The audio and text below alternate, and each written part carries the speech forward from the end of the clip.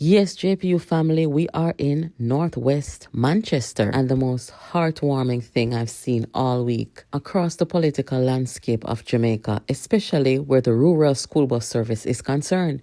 Guys, this is going to, I don't know about Uno, but one of the most important part of the rollout of this school bus is transformational, educational, new system is that children with disability, students with disability also have full access, upgraded access to get on these school buses where they accommodate wheelchairs and no one is left behind. Guys, the days of excluding disabled students and children are over. This is what we call national development. As you know, the school buses have been on tour all across Jamaica since the PNP started to use propaganda to discourage people from getting on these buses. Now, look at that, guys. Nicey. Oh my gosh, this is so nice. This student, a brilliant young lady from one of the most prestigious schools in Jamaica in the Manchester area, Belleair High. I want you guys to look at her interaction with her Member of Parliament in Waiting, Mr. Damion Young, aka Jobs Boss. Well, we're here in the community of Sharamton, which is in Manchester. This is rural Jamaica, and these parts have never really benefited from formal school bus service. In fact, what most children have to rely on is taxis, and our children are really looking at those in the urban areas who access these bus services and pay reduced school fee, and sometimes they hope that that will happen for them.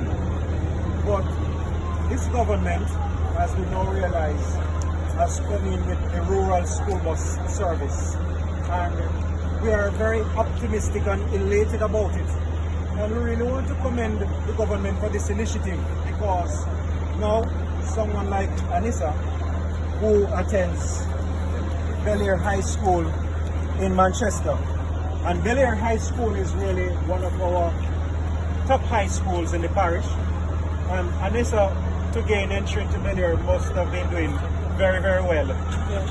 And today we are going to be boarding Anissa and the school bus so that we can understand that this service can really work and work efficiently here in rural Jamaica. So it's a proud day for us, and Anissa, I am so happy for you. I know that in spite of your disability, you have been doing very, very well, and today we want to put you on the school bus, and afterwards we will hear how easy it was for you. Okay?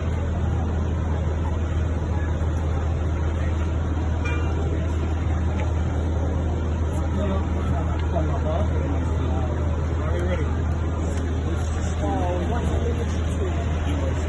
What a wonderful initiative from the government of Jamaica. Look at Anissa, and Anissa accessing the school bus. Okay, so this is how we do it.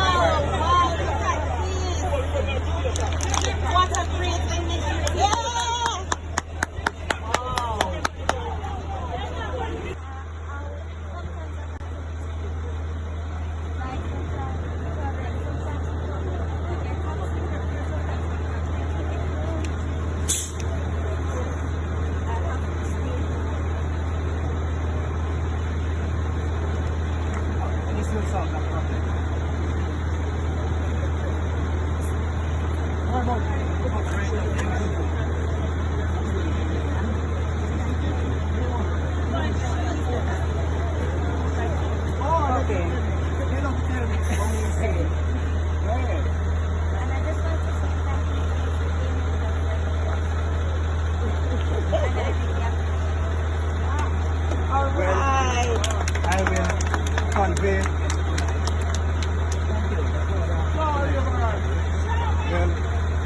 Well, I will convey Anissa's gratitude onwards to the Prime Minister and also to Minister Barbass.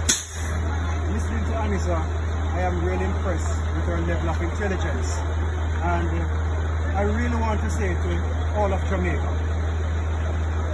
consider it rural bus system now in place.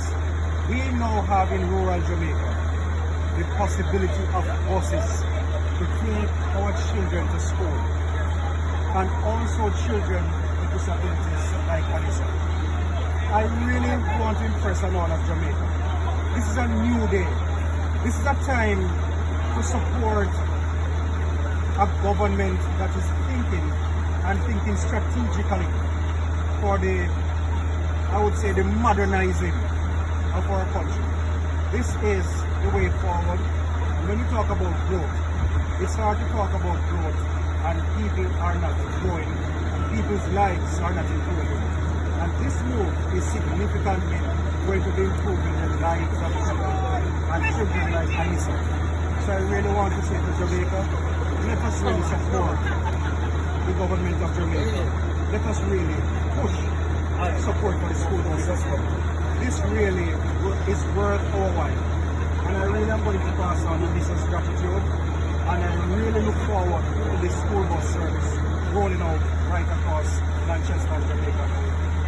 We went on this test on this morning. Just remind us of what is it we were testing for, to what extent the scene, and we had some narrow road and some farming and so on. What are your thoughts? This morning we really did a test run to see how the bus would fare going through the narrow, winding and hilly terrain in Manchester. Manchester overall, as you know, it's a community or a parish on a hill. The terrain is very, very hilly. But as we navigated this morning, we were trying to see how the buses would manage, and what we realized is that the buses are really able to maneuver. And as we were discussing with the driver, we see the smaller bus is more compatible with the hilly conditions. So I really think that this is a very useful exercise. It gets us to have a feel of the conditions and how the buses will be able to manage the terrain, and so far so good. We definitely welcome this service to Manchester, and we really applaud the government for rolling this out island-wide. You see, it's great when you're in urban areas, the developed areas in your country, Kingston and Montego Bay, can have access to these services. And everybody said that is great. But I think it is another paradigm shift when you can include your rural citizens in development. When you do it this way, nobody feels left behind. And so as a result of that, I want to say hats off to the government and really hats off to our leaders for including rural Jamaica, and in particular Manchester in this initiative. And I really wish that this will really be rolled out in time for September, because the children are very excited. We went to some areas and all the children wanted to get onto the school bus. All the children were excited and believe that this should meet them for back to school come September. Only to be here from September, the traffic is not there. They're anticipating heavier traffic in the school bus. Only to be here. Well, I believe that the citizens overall are pleased with this initiative. And when school rolls out, Yes, guys, so as you can see on the student's face and her reaction to everything, you can see that, yes, this is gonna be a very good day for the disabled students all across Jamaica, especially those who are wheelchair bound. This is the sitting member of parliament, Michael Phillips, who is also the opposition spokesperson on transportation. Imagine this may be an uncomfortable time for Michael Phillips, because the leaders of his party, Mark Golding and Peter Bunting, have been out there, throwing salt on the school bus service and discouraging the citizens from getting on the school bus. I don't know if they're playing politics or if they're serious. It's hard to tell. But as a rural MP, Mikhail should have stayed far away from that as possible. This is not a good look. I have to talk about Mr. Damion Young. When I look at his interaction with the students, his interaction with the people asking the questions, he is so in tune with what's going on, and he genuinely cares and wants to serve the people of this constituency. Guys, this is Jamaica Politics Uncovered. Thank you for watching. Make sure you're subscribed. Make sure you're inviting your friends to the channel. Help us get to 50,000 subscribers by subscribing and sharing our content. Let me know what you think in the comments, guys. This is, me not know about one, but this me almost did want to cry, and this is really a wonderful day for the disabled community in Jamaica. Thank you, guys. I'll catch you in the next video. And now we see him a buy used school bus. We go kill off with school picnic them. Bunting don't want him picnic them for go up on the bus.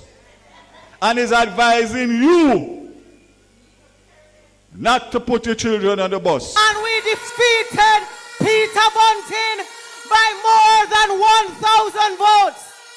Jamaica Politics Uncover.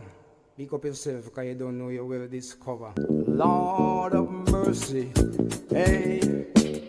Some a say that them a dieted, and them a suffer to hell no rotted. Them a say that them a dieted, and them a suffer to hell no rotted.